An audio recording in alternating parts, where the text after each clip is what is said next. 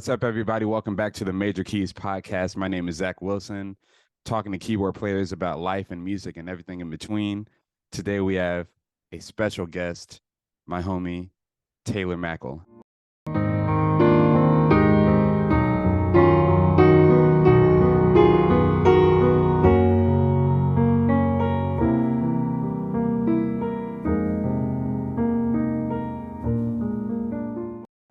In the building. Hello. Hello. What goes on, man? Dude, it's good to see your face. It's good to hear your voice. Everything's good, man. I'm coming to you from sunny, wintry South Pasadena, California. Is it wintry? Dude, we call it winter because it drops like 5 degrees. It's been a winter here. There's been some storm activity. I was out of the country for all of that. I was just in Argentina, but now I'm home and soaking up the Los Angeles winter anyway. Yeah, dope. Fresh off of, I mean, like you had the session, which we'll talk about, but fresh off of a tour with Marcus Mumford. Yep. Dude, Yeah, we were man. on the road for like probably including rehearsals 3 months. Crazy. Yeah. You were at a show. I did go to a show. It was a fun time, bro. It was a fun time because for context, people who are listening, Taylor and I met. We both attended Berklee College of Music 5-week summer performance program in 2014. Oh yeah.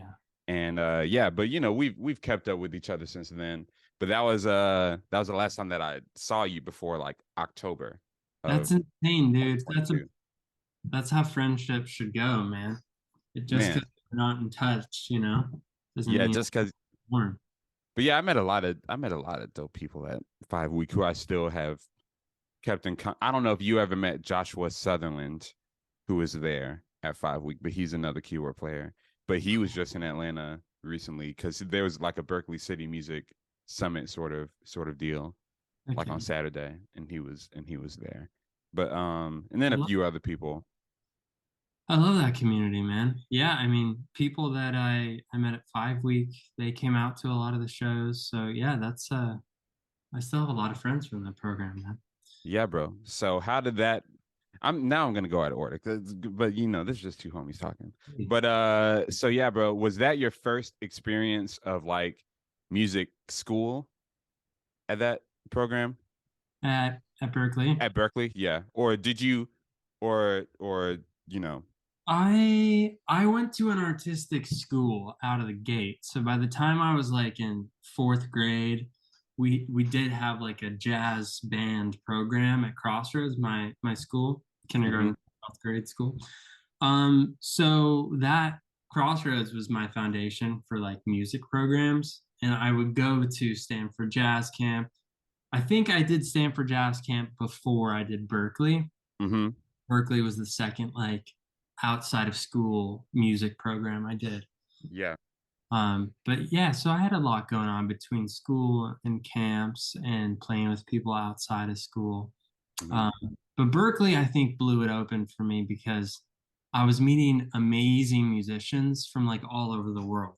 I remember meeting this cat, Titus, and he was like a beautiful nylon guitar, classical guitarist. I met Titus. Yeah, I know who you're talking about. I know who you're talking about. And Yeah. like day one, we're playing Pat Metheny songs together.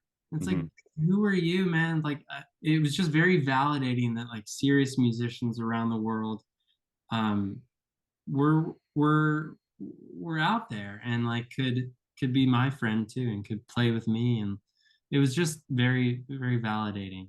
I remember. I dig. So let's start from the beginning. What got you? How did you get like attracted to the piano?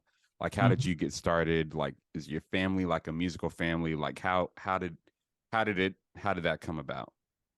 Yeah, my story is, I think it's kind of interesting. My dad is a musical person. He's like a songwriter. And when I was very young, I was probably like 5 years old, he got this session together with like some of the heaviest musicians kind of in the world. Like Vinnie Colaiuta was on this session. Yeah. Lee Sklar, I think, was on the session. Randy Kerber, like some heavy players. Yeah. And okay, Randy wasn't on the session because there was no piano player on this session. It was just like other amazing players, and I was 5, and I Mm-hmm. think I was sitting at the foot of Vinny's kick drum, Mm-hmm. and I was like just painting all day, listening to the music. And Yeah. after that session, I remember telling my dad that I wanted to play piano. But Mm. I always found it kind of interesting because there was no pianist at this session. So Mm-hmm. maybe it's something that I heard like, man, Keyz would sound beautiful. Like that's something that I have in my head that I wanted to express. So after that, I started playing piano and taking some like foundational lessons. Yeah. And and then I just kept playing, and I had a couple teachers along the way that I think helped me hit like another level up. Yeah. And one was this cat, Mark Nyland, in high school. And then I remember end of high school, I kind of made a push to like hit another level. And then Mm-hmm. when I went to new school in New York, I worked with this guy, Clifford Carter, who became such a mentor and a deep friend. And he played with James Taylor throughout the 90s Mm-hmm. and still does. And I think those guys, Mark Nyland and Clifford, really kind of like shaped the pianist that I became. Yeah. But that's how it got started. Got you. So taking lessons when you were younger, like was it like natural for you, or was it like, yo, I'm like, this is hard? Yeah, Or do you like remember, or like you just like, okay, like I'm just working at it. Like, do you remember like how that kind of happened? yeah, I remember a few different kind of memories along the way. Like I remember the feeling of being at a piano when I was really little, like really Yeah. little, and being very upset that like Mm-hmm. I didn't have the facility because Yeah. the piano, and Mm-hmm. I feel like you probably feel this, or anyone that has a primary instrument that they like is their instrument. Right. I, it felt very familiar. Like I knew the piano, but I didn't know how to express. Like I didn't know what a two Mm-hmm. five one was. I didn't know Yeah. like what voicing was. But so it was. I remember it being very upsetting at the beginning as a little guy who like wanted to play, but and felt like I could, but my hands weren't big enough. So that was a little upsetting. But then as I got more facility, as I got to learn more, I think it started to come naturally. Yeah. And I mean I still love the feeling of like practicing something Mm-hmm. that's not familiar, that's not comfortable, and then it Yeah. becomes comfortable. So I think I remember a few years of like just grinding, getting that stuff out of the way, the rootless voicings Mm-hmm. and like learning a lot of pop songs, so that kind of foundational North American pop harmony, Mm-hmm. that stuff started to make sense, and ear training started to come just from playing a lot. Yeah. And I developed all these kind of hard skills literally just by like sitting and playing at the piano and messing around. So I think it did start to come naturally. I remember it started to flow like in high school, where things I started to It learn. was like, then that's when it's like, all right, we're in a rhythm of stuff. Yeah, I started to learn faster because I'd been playing so frequently, and just like the 10,000 hours thing. The more you play, like the Right. more it makes sense, the more vocab you have, the more eloquent you are. It's so yeah. I remember it starting to flow more in high school. Got you. So when you were like in middle school and high school, when you were like starting to get good, were you gigging? Or did you like do it like, I mean, like, I know not necessarily heavily, but like were you Yeah, like, did you do any sort of gigs? And this is in California still? it was in Santa Monica, so we Mm-hmm. have very artistic school. You know what I'm grateful for from that time is like I was playing with friends at school and stuff, and we would do little like gigs outside. Yeah. But I think what really helped me like get kind of that pop hat on early Mm-hmm. was playing piano at these vocal recitals Mm. where all my friends who were pop singers or wanted to sing these pop tunes. Mm-hmm. And like I was playing these Adele songs and Sarah Bareilles tunes and Yeah. Mayer songs, and like so that I think that was very foundational too. So yes, I was playing gigs, I was playing hotel gigs, I was playing shows with friends, etc., and bands. But I remember like I think the most memorable stuff besides some of those outside of school performances with bands and stuff was like playing these solo piano pop accompaniment gigs. I think those were really foundational for me and my trajectory as like a pop guy or a composer with pop Yeah. sensibilities. That's interesting because I just had this realization. Well, I mean, like I've kind of had it. I don't like playing solo piano, or at least not as a performance. If I'm just doing like wallpaper music, like at some sort of function, it's kind Right. of cool because I'm not the main focus. Yes. But just me in front of people, just like, okay, here's a keyboard or just a piano and just play. I don't care to do that because I I'm like, I I like that you're tapping into something very vulnerable in the pianist right now yeah, because it's true, dude. It's like, okay, yes, some people love to do that. Some people make a career of that. Like, do right. you want to listen to Meldau play solo? Yeah, that sounds amazing. It's like, Mhm. or like whoever. But some guys use it as a accompaniment for their voice. But I'm obviously, talking piano, just solo. nothing, nothing. And that's never been my highest excitement, my highest joy either. It's like, unless I have like a really mapped out, beautiful arrangement of something, Yeah, like that is, then I'd love to share it. But like, it's not really my highest excitement, my highest love to play solo piano. So I know what you're saying. Yeah. yeah, Also, like, as a composer, I think it's more exciting to like prepare like a beautifully crafted arrangement. But some people can do that on the fly, and like that to me is the highest level of musicality there is. That's got you. But that's like yeah, when I do it, I'm just like, I give me someone on drums or like somebody sing, somebody I just know like, that bro, just me myself. I mean, like, if need be, I can do it. of But will I course ever? But will play I? longer than we can, but But like, it's just, ah, I need something. I need something. But no, no. that's interesting. So you learn, you take lessons, you go and you're doing like these pop gigs or whatever. And so when in like you're in like maybe between middle and high school is like, I want to do this for real. Like this is my profession. I want to be a musician. I want to be a composer. Like Yeah. when did that kind of snap into you like, hey, this is what I want to do for the rest of my life? Or maybe Yeah. you don't want to do it for the rest of your life. But like, when you want to I'm make out. it like, I'm retired. Um, dude, I don't think it was ever a choice, really. I felt like out of the gate, I was like, oh, obviously, I'd love to do this. mm-hmm, I think I have a knack for it. Uh, I remember in college, because I think I was always like, I'm going to do this. right. And my parents were very supportive of that. The Mm-hmm, environment in which I grew up was very supportive of that. mm-hmm, I wasn't like the odd kid out, like the black sheep in the environment. It was just like, oh yeah, we're a creative community, like yeah, artists. Also, like all the parents at my school were artists and actors, so it's like that was baked into the yeah, atmosphere. But I remember in college recording this EP with my buddy Sam Gindel, who was like a hero of mine too at the time and still is, soprano sax player, instrumentalist. mm-hmm, And we made this thing that I think was really, it wasn't even on piano. I was doing tenor ukulele at the time.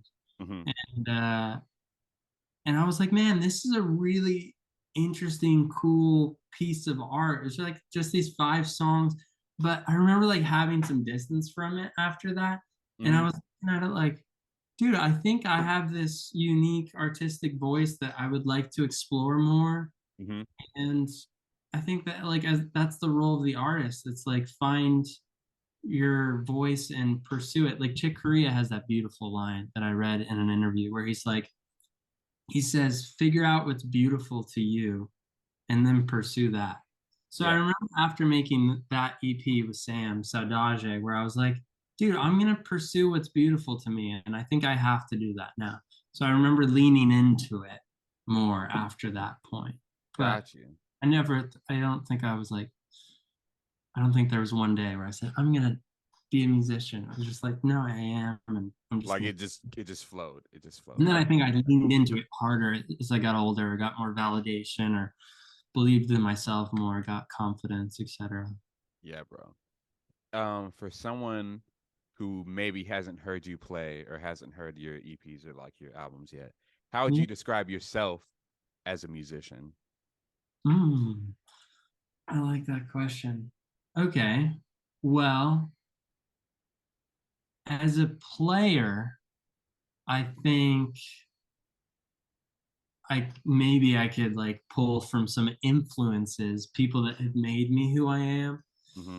Like in terms of pianists, I would say like Chuck Leavell, I love and worship. I'm gonna tell you about Chuck Leavell. Go ahead. Go ahead. Please, dude. I hit him up during the Marcus tour and he got back to me, and that was like a dream come true. Um, Chip Crawford, Gregory Porter's pianist. God, I love Chip, You dude. hipped me to him. You hipped me to you. Gregory. I had heard about Greg before I got to 5 week, but Yeah. you really like hit the nail on the head. Like, yo, Gregory Porter and Chip Crawford is like That, you like you pushed it. You pushed it for me, and then like we got to meet him. That was a great time. That was a great time yes, that day. yes, Yeah. yes. Well, dude, and like Chip is so synonymous with Gregory sound. Like, what a beautiful thing. So Chip Absolutely. Crawford, Chuck Leavell, Larry Goldings. Oh my God, Okay. good Lord.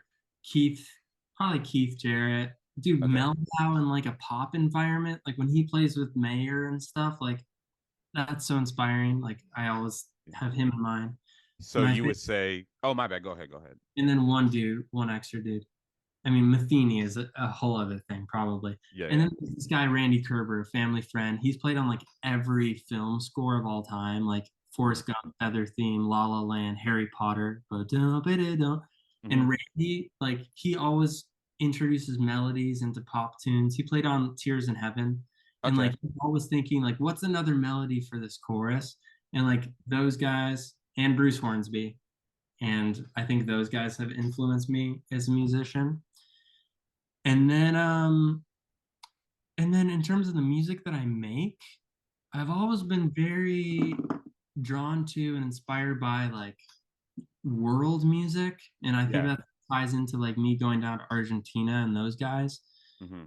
Um, and I think a lot of the world music that I'm into Hmm. stems from like just being folk music. But Yeah. then like the Argentinians, for example, it's all folk music down there, but they are like really learned and um, and super educated, like jazz musicians, classical musicians. They're improvisers, so Yeah. it makes the folk music of their region like really interesting because it's imbued with all these other interesting, really emotional art forms. So I think that kind of music, that world music, has inspired um, kind of who I am, with all of that kind of like North American jazz pop Hmm. thing, you know, and Gotcha. blues, which is like, hey, which is our folk music, you know. Right. I think the music that I made down there with those guys has all of my background as a pop pianist in North America, mixed Mhm. with like my love for world music. I dig. I dig. So Chuck Leavell, I remember because Chuck Leavell is from Macon, I do. and Yeah. Macon is like general. I'm from Perry, but like Perry, Macon is it's all Middle Georgia, right? Yeah. So I remember a long time ago we went to I think like the Georgia Music Hall of Fame. I don't believe it's still open any. I don't believe it's open anymore. But my dad got me two Chuck Leavell CDs. One was solo piano. I think one had something else. I don't think I have them with me. I don't have them with me. They might be at home. But it was super cool. I was maybe 10 or 11. Come to in 2018 with this foundation that I work with, the Otis Redding Foundation. Right. Chuck Leavell is the featured artist. And so like I played with Chuck Leavell before. Dude, what? So yeah, he has a Christmas album out and so he did like 3 or 4 songs from that album. So he was playing like on his keyboard and like kind of and singing, and like I was playing like maybe Rhodes or like an organ or something, but behind him. But no, he's a super nice guy. And then Dude, at that's so Capricorn and like at Capricorn Studios in Macon, he has I know I his grand piano is at Capricorn Studios in Macon, which my album, The Introduction, I recorded it sounds there. amazing, dude. I was spinning that today. Bro, appreciate it, man. You Appreciate it, bro. sound crazy. That's another conversation, but that's that third track I was loving so much. And the whole band is amazing, actually. Thank you, bro. Thank you. Yeah, Overjoyed, I played on that piano, which I Yes. which I found out is recently that it's Chuck Leavell's piano. I'm not sure if the organ is there in there is his. I know there's a Rhodes in there that's his that I didn't play on, but Mm. like he has some things that are in that studio. But no, he's a super cool guy. And like the most recent show I did, he was there. I didn't get a chance to talk to him, but no, he's chill. He's fun. He's fun. Dude, he's such a homie, man. That's so rad. During the Marcus tour, I emailed Chuck blindly, and I was Yeah, like, I got his email like on his website, but it was his manager. I was like, this is a long shot. And I just sent like this love letter. I was like, dude, I love you so much. Like, I'm on tour with Marcus, and I'm gonna be in Atlanta. I would love to kick it, like just even for 2 hours.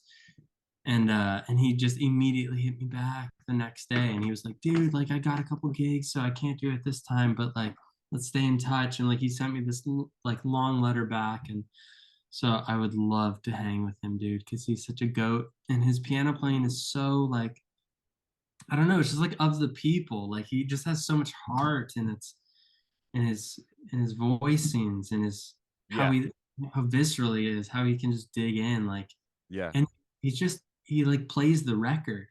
He's yeah, just like an intentional, heartfelt player, dude. God, I love him.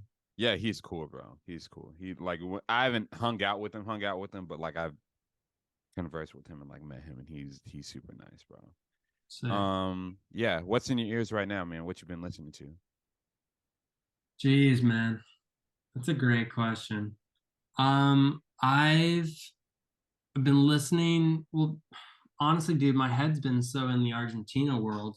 So I've been like digging up their records. There's this album Hmm. of like the maestro down there named Carlos Aguirre, Okay. who's he's like he's a legend, and he's Yeah. so prolific.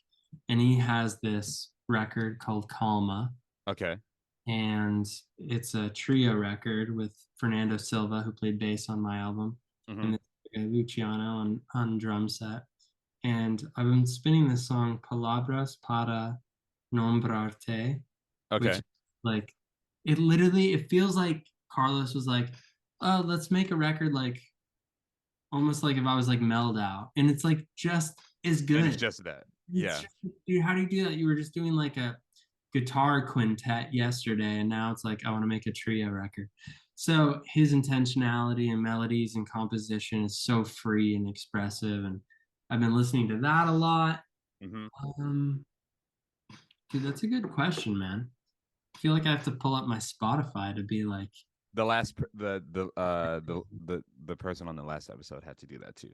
But yeah, man, I'm just wondering because like and then like it doesn't always have to be like the super musical thing, but it's just like we pull inspiration from everybody, or some stuff just like catches us, and yeah, I know for a fact you're probably introducing because you just introduced me to like I know within like the 20 minutes we've been here, you've told me like 3 or 4 names that I've like not heard of before. But like, dude, it's just something cool to check out because like the world of music is so like it's it's so nuts, it's so dude. big, but it's also so small at the same time. It is, Yeah. man. And it's so connected. Like the deeper that I dive into this Argentina stuff, it's like, oh, dude, they know guys in New York that I know, and it's like, it's one small world, dude. Hmm. I I'm trying to listen to a lot of this composer Alexandre Desplat, Alexander. Okay. His like Little Women score Okay. is he wrote it for for two pianos, and two women play which is perfect. Two women play the score, and it's two pianos kind of like dueling, and just the left hand motion, and that Mm. stuff is pretty heavy. So the Little Women score by Alexander Desplat is really heavy. Um, dude, I've been listening to the Joni letters again by Herbie. Okay. I mean, Yeah. The Herbie Hancock, Joni Mitchell album. yeah, dude, Yeah. like his playing on that is so good. Um, and then some Anais Mitchell, this woman Okay. that I met at the Newport Folk Fest this summer, or my first gig with Marcus. Mm-hmm. Anais Mitchell's a beautiful, beautiful artist. Some Madison Cunningham. Okay. Um, and then just like Just deep into random. Just random after that. random stuff, and just deep into the Argentina, like, rabbit hole. That's interesting, bro. Yeah, man. There's this cat in Argentina named Hernan Jacinto, Okay. and he's like a virtuoso. It's like I've never heard of him, and he's Piano so player? piano, Or dude, okay, and yeah. he's so free. I can sing you the song after. It's pretty unreal. But just like I really admire those guys down there as pianists and players, because it's like I feel like a lot of the time these are the things I've been grappling with. Like in the Mm-hmm. States, it's like, it's you're playing with like the record mindset, like, oh, is this clean enough for a pop album? Like, did I make a mistake? Yeah. There, it's like the arrangements are free, like the accompaniment is equally as much of a protagonist as the singer. So it's like the piano playing is just so free and Yeah, expressive bro. and playful. So I'm trying to like get into that mindset more, just to play with more joy. So I'm Yeah. trying to listen to people that play with a lot of joy right now. I got you, bro. I got you. Do you remember the first concert that you went to? Like maybe like national like artist maybe, or just like like just any of like your first concerts. Do you remember like who it was, where the artist, at least the artist? Ooh, okay. I remember seeing Michael Franti when I was in elementary school. I was a huge Michael Franti fan. And who is he for people who may not know? He is singer songwriter. Yeah. I feel like now he's known for like a lot of like those more jovial tunes, like the "Say Hey I Love You" song, Okay. like a big movie and some commercial. But he has this record called "Yell Fire" that's like really heavy, about him traveling to the Middle East, Okay. and it's very just politically pointed and powerful. And I saw that tour. I think I saw Brian Wilson when I was really young. Okay. Um, and dude, I saw the Keith Jarrett trio when I was pretty young too. But So I you're the think, first few. yeah, those are a couple when I was little. I'd be curious to like really ask my parents about that. But I remember Brian Wilson was like my first one, and Got you. then other ones scattered in elementary school. But Got you. yeah, Dope, bro. Dope. Yeah, because I know sometimes, well, for some people, it's like, yo, I went to this concert and it just changed the whole scope of how I see like that sort of vibe. So, so I'm curious because like everyone's is a little bit different. Go ahead. I like that. I remember seeing Pat Metheny in early high school, Mm, Anna Barbara Bowl. I drove up from LA like 2.5 hours, yeah. rain, and he played solo guitar, dude. Like Yeah. Mono, Last Train Home, Sounds of Silence. It was a Uh, solo show. The whole show was solo. the whole show was with the band, but the beginning and the end Oh, I know what you're talking about. we bookended with the solo guitar thing, and that to me was so beautiful. That really was inspiring, and that was a formative show, I think. Yeah. I saw Pat Metheny last year. He was here, and it was him, James Francis. The name of the drummer is escaping me, but James Francis. I don't know if you've ever seen James Yeah, Francis, not really. but oh, you haven't? No, I saw him at New School. We were there at the same time, but Oh man, that's what's up.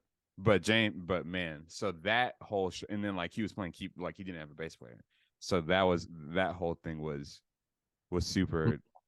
That was a great show, and it like because like he had a whole thing like you can't use your phone to these shows, so like can't go yes, back. I can't go back and look at anything, but like I remember it was just so. It was definitely like a musically like fulfilling sort of show. And I got to talk to James Francis afterwards, cool, and man. he's but yeah, that's what's up, bro. That's what's up. Yeah, so those are a couple like formative Yeah, shows. And then, dude, I mean, I saw John Mayer at the Hollywood Bowl when he invited Brad Mehldau up to play, and that was a surprise. No one saw it coming. yeah, Probably most people didn't know who Mehldau was, but I was like in elementary school freaking out. Probably high yeah. school.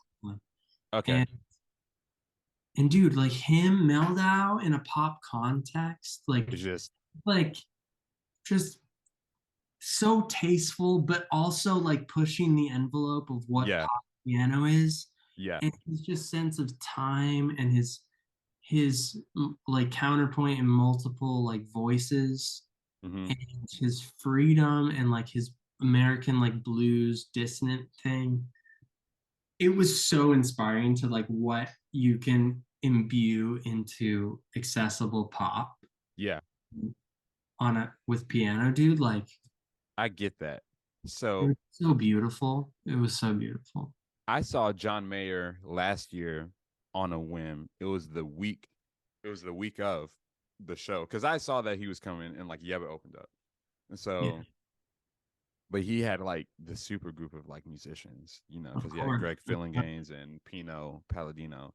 But I Gnarly. was like, so like I know some John Mayer stuff, but I'm like, I'm not gonna act like I'm a John Mayer like Yeah, fan. he was But formative for me. So okay, got you. yeah, But like like I went to that show and like like listening to him and then like how you know everything's live, everything is you know yeah, no because you track. like no track, no stems, man, just straight Yeah, up, straight raw. Give that that's how these I great musicians. That's the key, man. bro. And then like but also like the music was made like that too. Right. Like What? it wasn't it's Sure. not like it doesn't have like a super produced No, that's sound never been really. his sound, really.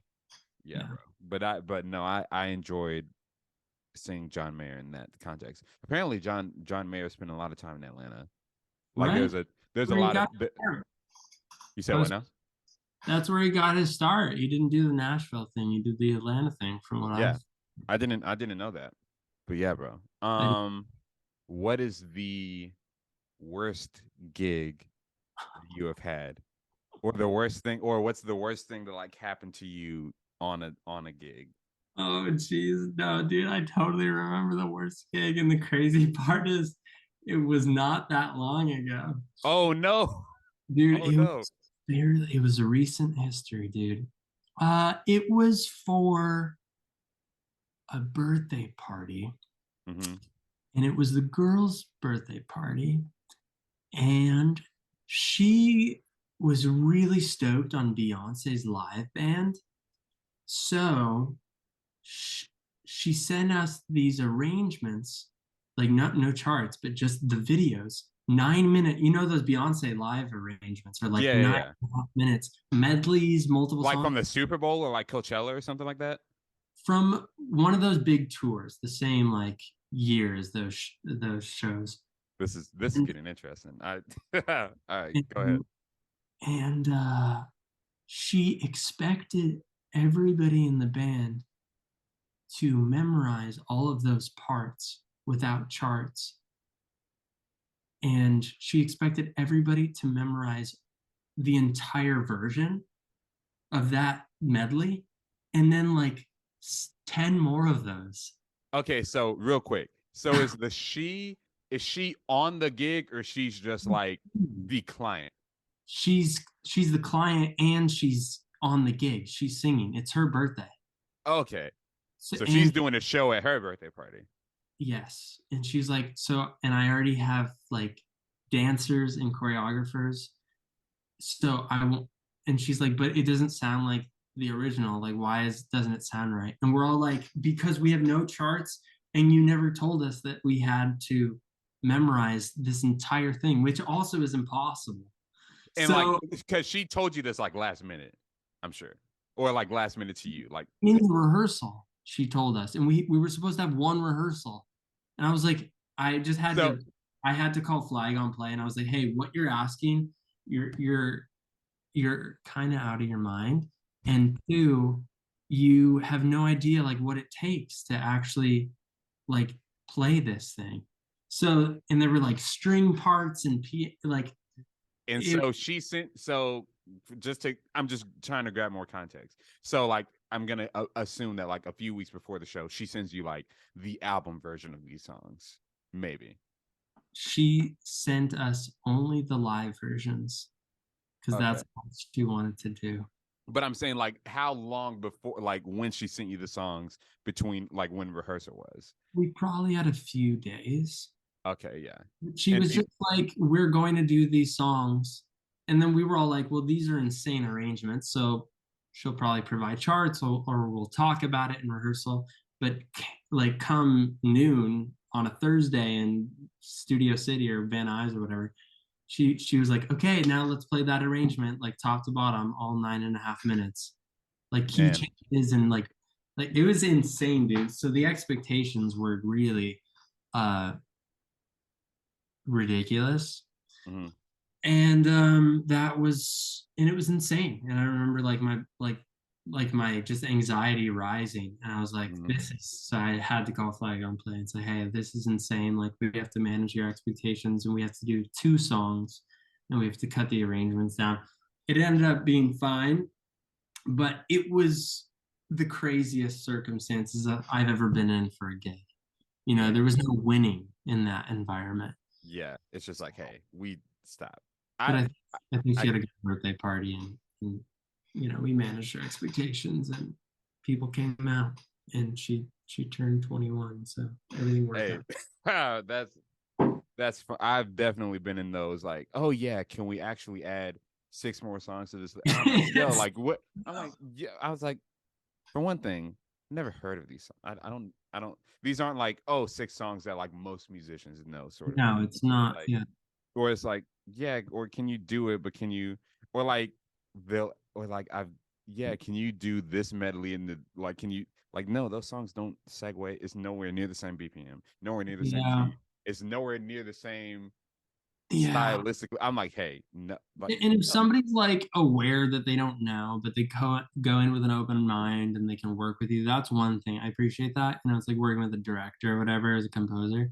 But when someone's like, oh, this is how it has to be, Mm-hmm. that's when it's really challenging, because you And like, were you the MD on that gig, on the birthday gig? fortunately not, no. Okay, But but I ended up kind of strong arming my way into the MD position. hey, sometimes you got to do, because I'm like, you're just gonna see, like, bro, no, stop. Just for the sanity of my guys, I was like, I have to help out.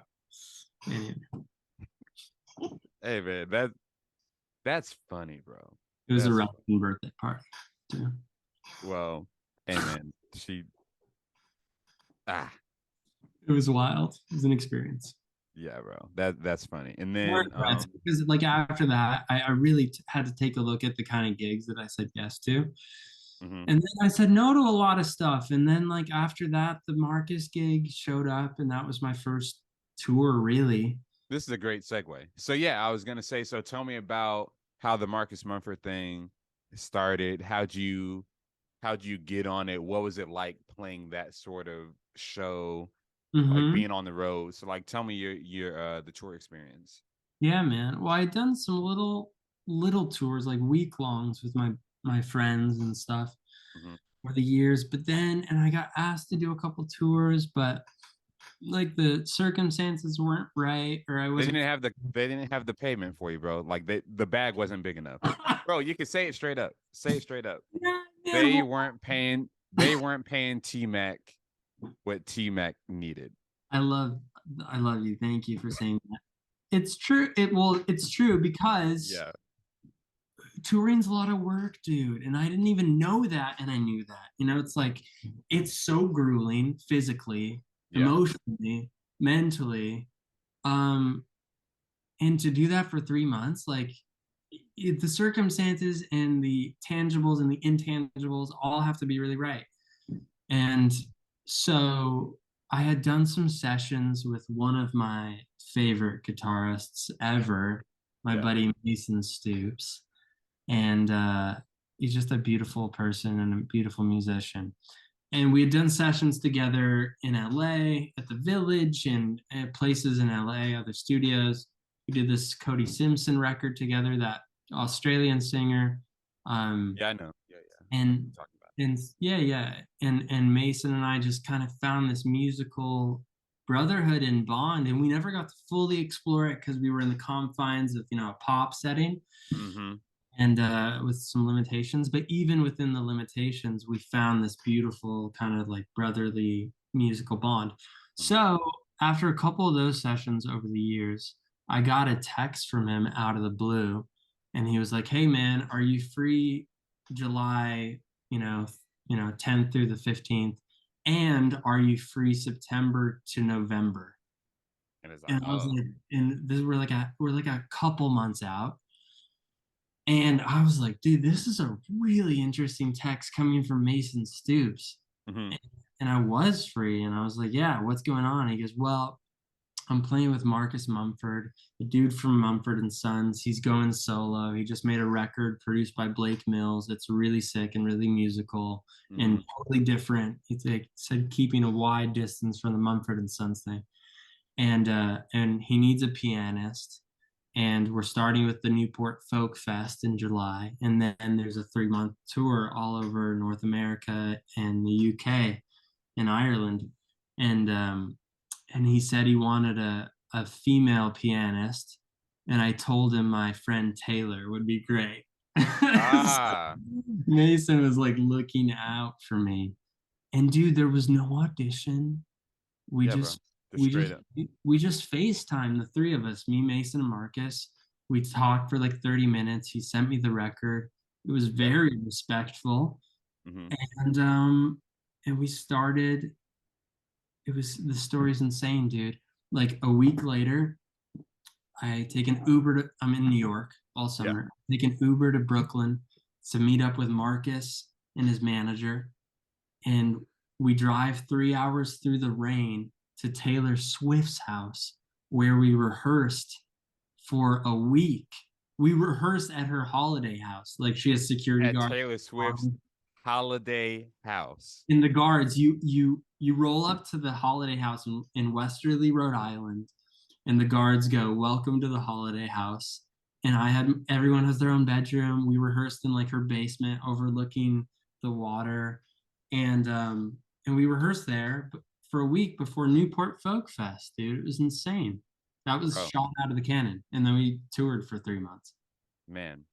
And that was a fun show because it was great. Because I mean, like I've when we were at Berkeley, like we would like kind of play in the practice rooms or whatever, Yeah. like play at the jam sessions and stuff. But like seeing you in that context was fun. Was it It's like any bit of a learning curve, or was it like okay, like no, I just, uh, or was it like oh, I got the songs, I'm in here, it is what it is. so for it's a it's an interesting record, and that, as Mason said it best, he goes, nothing sounds like anything. Because it's a Blake Mills record, everything's very ambient, very like textural. There's little things here, little things here. It's not like here's a piano ballad, really. Yeah, So with the stuff that had more piano on it, it was a little more straightforward. yeah, But like there was a lot of organ, which is as an instrument I've used like a bit in the studio, but not really much on the road. So right, doing that, um, and like using that texturally, yeah, that was a learning curve. Using the Prophet, that was kind of a learning curve, and like yeah. adjusting those sounds. But I got it to a place where we kind of dialed it in with Mason's pedals and like um yeah, so there was a bit of a learning curve, but I think a lot of it was in my wheelhouse because it's just kind of like, Yeah. pads, pop stuff, stepping out, and he gave us a lot of freedom to like play some kind of Americana, like blues, like folky solo stuff. Yeah. Um, yeah, so it was cool. And then you get to a point in the set where it's like you feel like like a a part of the machine, and you're Yeah. just like putting your body in position and like where everything goes. So when you get to that place of non-thinking, that was really fun because you can just focus on the feeling and like bringing up the volume and learning how the band works together. Like Mm-hmm. Ed Poor was on drums for the first half, and then Griffin Goldsmith, like heavy, heavy drummers. Yeah. And there was this part in a song called Prior Warning where the drum part is really loud, and Mm-hmm. it's almost too aggressive on its own. Yeah. But then when I brought in the pads on organ and I played louder, Yeah. it like validated the drum part and it made the drums sound better because of the consonants of harmony underneath it. So it Mm-hmm. was really interesting to like learn how you can make each other, you can complement one another from like being more confident. It Yeah. was so many lessons came out of it, dude, and like Right. having to solo every night, like come up, conjure new ideas. It was challenging, man, but like really, really rewarding. And the musicians were amazing. Marcus can like really sing. That's incredible. That's just Right. such a joy. Mason is such a beautiful player. Mike Yeah. Lieber on bass. These dudes were like all my seniors, and so I was the rookie. So I just had to sit back and learn and soak Mhm. it up and try and lean into my thing. So it was really rewarding, man.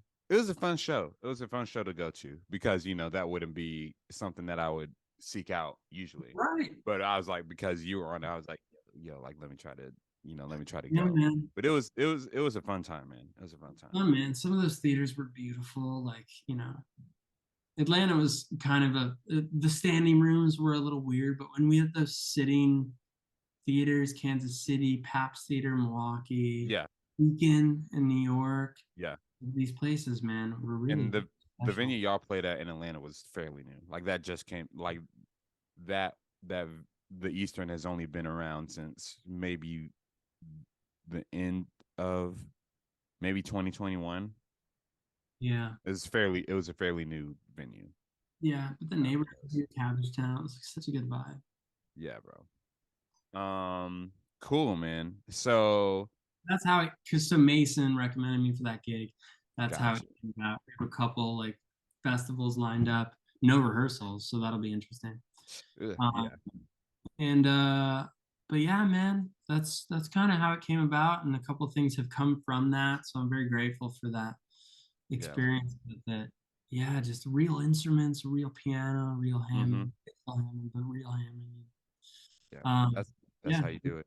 it was a blessing, dude. Yeah, Yeah, huge I was like, because I saw I was like, that's a setup. You got the montage, the organ, piano, and the prophet. The prophet. That's blessing. the one that was on top of the organ, right? Yeah, yeah. I was like, that's a solid setup, bro. Now Right I just there, need the Feeling Gaines guitar. bro. Man, or just put like or or just one more like a just one more synth like on top of the montage. Like either way, bro. Either way, you made it work, man. But that's a good. That's a fun. Can you tour with Junos, or are they too fickle? I've I don't have I've never really played one. I Yeah, stick to like motifs and things of right. that nature because like it just gives because I don't play enough music that I need this specific sort of Right. like if I have a because I like my main keyboard is the Modi X8, which is like the light version of a montage, and like that gets the job done for me. And then like I have a Nord for when I do organ sort of stuff, or I do easy gigs like on like roads sort of stuff. Yeah, the Nord is essential. I got one just for gigging around town and studio stuff. It's like it's a game. The electro, or which I one? have Or the the stage. stage? Yeah. Yeah, yeah, I got you. I do for easy gigs. I do my Nord electro. For other stuff, if I need to like, and then like I love the Modi X8 slash montage because you can change Right. sounds on the Yeah. spot. No, Basically, I like love that. you can add like whatever, and Merge sounds, and yeah, love it, beautiful. love it. There's this video, dude, of Michael McDonald playing Yeah, on the montage. He's playing I Shall Be Released. and he's like he has piano, but he's blending pad, and then the last chorus he blends organ, Mm. and he's Michael McDonald singing. And he's Michael McDonald. That's a big part of it. That's a that's a that's a big part of it. Dude, it's amazing. Like we anyway, it was so beautiful. But at one of the festivals with Marcus, I got to share a piano bench with Elvis Costello, and he played organ and I played piano, and then he Mm-hmm. played piano, I played organ. Mm-hmm. And dude, when he like just it's hilarious because he's just a chill, funny older dude. But when Mm-hmm. he opens up his voice to sing, he's like Elvis Costello. Yeah. And the presence of that is Mm-hmm. insane. So Yeah. I can only imagine like, you know, I chilling get at it, bro. McDonald's, like what that would do to me. Yeah. Well, So yeah, this album that you just got done recording in yes. artist. So tell the people about that. What's the vibe? What was the, Dude, just give us a little bit of the process. It's gonna come out this year, right? that's my goal, man. Yeah. Dude, I'm stoked about it. And why I think it's special to me is because it's more than just like me going down to make this record with these dudes I admire, Mm-hmm. but it's this really interesting story because it starts 8 years ago. Because Sam Gindel, Yeah. uh, my one of my favorite musicians ever, 8 years ago, he showed me their music, the Mm-hmm. Argentinians. Like I had shown him these songs Mm-hmm. that ended up being on that record I talked about, Saudade. I said, hey man, I wrote these songs. Like they're just kind of new tunes that I wrote on the uke. And I play uke with a low G tenor ukulele Mm-hmm. guitar. And he said, dude, these compositions are really interesting. You should check out the Argentinians. Here are the guys you need to know: Kike Senesi, Carlos Aguirre, Mm-hmm. Sebastian Maki. Yeah. These are the dudes you have to know. Yeah. So I listened to this music, dude, and to me, it was some of the most magical, mysterious, joyous, deep, Yeah. rich music I had ever heard. And it just tapped into this part of me that I had not like had access to musically ever. Mm-hmm. So I started to study their music online, like go down the rabbit hole and Mm-hmm. use the internet as a playground. And for 8 years I did that, just like Yeah. studying the music, the piano, learning it. Like it was just my oxygen and my vegetables and my school. Mm-hmm. Um, and then during the pandemic, when we were all just kicking it at Yeah. home, I DM'd Sebastian and I was like, Mm-hmm. dude, I love your music. I've studied it forever. I Mm-hmm. want to come to Argentina and meet you someday. Bold. Bold, Oh, bro. you just said meet first. You didn't go like, let's make an album first. I didn't directly say that. I may have said I'd love to play, maybe record, Yeah, but yeah. like Play. Hey, maybe record. Maybe we can be in the album. Yeah, yeah, yeah. knowing me, I was like, I had it in my mind to record out of the gate, but I knew that like humans have to become friends first. It's like Yeah, it helps. It helps. culturally, you don't want to like, strong arm your way out of the gate, even though he was a hero. It was like, let's have a connection, an authentic connection first. Yeah. So I end up going, I meet this guy, we hit it off. We hit it off so much that he invites me on a tour in Argentina. I Mm-hmm. play melodica with him. We play some of my songs that I had written like as an homage to him. Mm-hmm. And he becomes this older brother, like mentor figure. Mm-hmm. Play my like songs on the radio. It was Mm-hmm. insane, dude. Like he fully brought me into this community. Yeah. uh, and that was the first trip. So Mm-hmm. that was trip number one last year. Mm-hmm. And then we developed this like friendship, obviously, and Mm-hmm. we're like Instagramming and WhatsApping and like texting a lot. Yeah. And I said, hey, dude, like I would love to make a record with you. I wrote all these songs. So I booked a studio. He got all the musicians. Mm-hmm. And I went down there, dude, and and we made this record. Mm-hmm. And now Sebastian Maki's on it. Yeah. Kike Messi's on it. The All 70s. all the boys, all your favorites. His maestro, his teacher. and and it's called Maestro because it's an homage to Sebastian, my mentor and my hero. And all that's left is I want to go back down one more time to do some editing and to do the mixing and to record a couple more people. and then I would love to have it ready by the summertime, man. It's like Let's do it. it's been such a long Yeah. journey, and I think it's a cool story. So I love that guy, dude, and I can't wait to like have a work of art that represents our friendship and our history and our story. And I think it's this cool Hmm. merging of cultures and this new voice that's kind of being created with like Sebastian's folk music and my folk music. I've grown up here and Hmm. in the States, and I think we're creating something really cool that I feel like super privileged to like give voice to together. I think it's fun, man. Yeah, bro. I'm interested to hear it.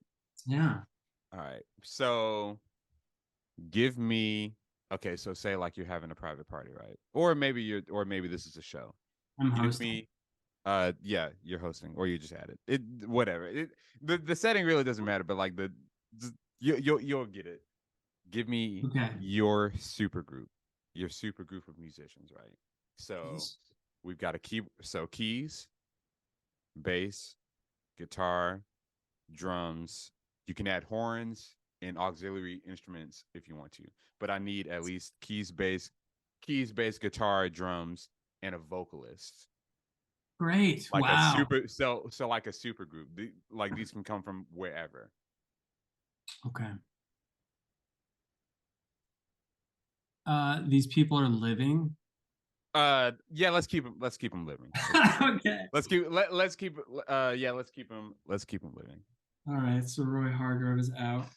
R.I.P. Yeah. Okay. Okay. Okay. Well, I need you on Clav first. That's Ah, bro. Man. that's paramount. Uh, dude, I would say either Pino Palladino or Fernando Silva. This dude is so dirty, dude. In Okay, Argentina, yeah. free. Okay. Um, wow. Okay. Guitarist Mm-hmm. Mason. Okay. All right, yeah. Gotta have Mason. Horn players, dude. Um, The horns are optional. Like I just need at least core and a singer, but like the horns are optional. If you want to add horns, go ahead and add horns. This is a dude. super group. This is like a one night only. This is a one night only event. Pino Palladino, Fernando Silva, Unlimited budget. unlimited budget. Yeah. Dude, God, I love Vinny Caliuto, man. Yeah. He's so gnarly. His work on like the Sting stuff is Mm-hmm. so. I mean, I love Vinny, man. He's so great. I gotta do Vinny Caliuto. Um, Mason. You want a singer? Remind me what Vinny plays. Uh, drums. He's Okay, on yeah, yeah. 7 Days and Fields of Gold and Oh yes, yes. 7 Days is a fun song to play. Um, yeah. I like my dad showed me a lot of there's this Sting concert with this orchestra, and like it has like a bunch of like special guests that he showed me. I need to go back and look at it because I came back to 7 Days like when I had to do a gig, but like when I was doing the album, I was like I need another cover, and I Yeah. came up with Message in a Bottle, and that's you know Burning. so yeah, bro. But anyways, yeah, Sting, he's great. Okay. Super group. Vinny, Fernando Silva or Pino Palladino, Mason Stoops, you on Clav, me. I think I need to Get get get get Chuck get Liddell. get who? Oh, Chuck Leavell on. I was like, get someone else on keys, please. I'm a just be in the back like. No, Chuck Liddell needs to be there, dude. I love So him. Chuck Leavell on main keys, and I'm playing aux in the back. Yeah, That's interesting. I appreciate you having me a part of this of event. course, dude. No, it would be sacrilegious to not have you involved. And then, dude, there's a trumpet player here. I know that's auxiliary, but there's a trumpet player in LA, Uh huh. Aaron. Aaron is so dirty. I love Aaron. Yeah. Um, And who's on the vocals, man? Who's no, vocals? dude. Okay, probably Michael McDonald. Woo!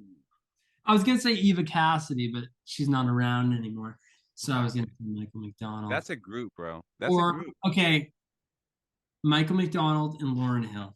Thank you and good night. Lauren Hill, is gonna show up when the party's over. Probably. So let's keep it safe. So we'll keep it with Michael McDonald. Someone else has said Lauren. Xavier David, the first episode, he mentioned Lauren. Well, he mentioned Lauren Hill for the concert portion. But I was like, Lauren Hill is coming up way more than I thought on this podcast. But hey, whatever. Dude, she's so soulful. And that like Peace of Mind song. Yeah. When she says, touch my mouth with your hands, dude, and her like voice cracks. Yeah. The most soulful thing a human has ever done. Yeah. God, I love her. Yeah. That's a group, bro. I think the band would be pretty burning.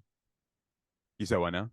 I think it would be pretty burning because you have the sleekness of Palladino, Fernando, and Vinny, but then you have like the Americana like joy fest of Chuck Leavell with Michael McDonald and Lauren, and just like absolute soul. And then like I'm doing my thing, whatever that is, and then Mason's just like folk, like feel good. Oh, all three of us are on Keyz. You're on it too. Yeah. Man. Oh yeah, now's a good time. I'm not saying like I'm hanging, but I'm just saying I would need like to, hey, if there's another keyboard available, like I'll come up. I'm making drinks with my girlfriend, and then I'll periodically come up and sit in. And then it's like, hey, T Mac, hey, come up. And it's like, come on, T Mac. And then it's like, we just okay. Yeah, exactly. I'm in the turtleneck playing melodica solo, white turtleneck, white melodica. You are a part of the reason why I have a melodica. You're part of the reason why I have a turtleneck. What? I know. Dude, just like, but okay. We're waiting. All right, he's gonna come back. He's gonna come back. Yeah, bro.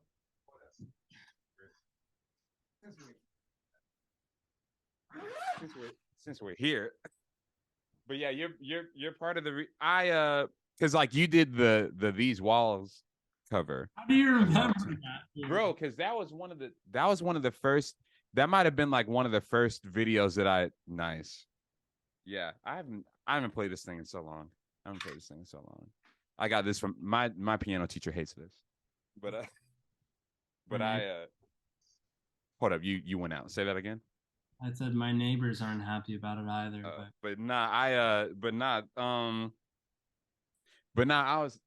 was like, man, that was so cool. So you did the These Walls cover. Yes. Like, that's covered. And so like I didn't have a melodica at the time. I did it on the lead deal. But yes. And then I think that's kind of when Corey Henry had one. Corey Henry started using it. I found out about John, and then I found out about John Batiste, and I was like, it's $40. Dude, it's $40, man. Yeah. Yeah. So yeah. Dude, it's honestly, it sounds it's fun, bro. It's fun. Well, I was like, I didn't plan on playing anything, but mind you, the only thing I don't like about it is because I have to use like breath and like lung power. I know, I'm like, bro.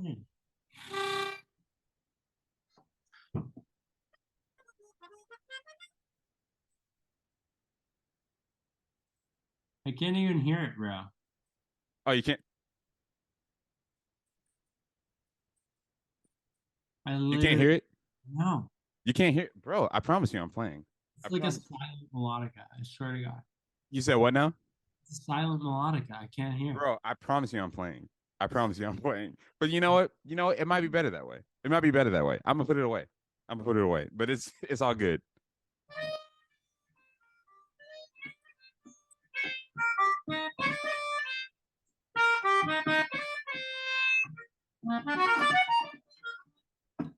Yeah, dude.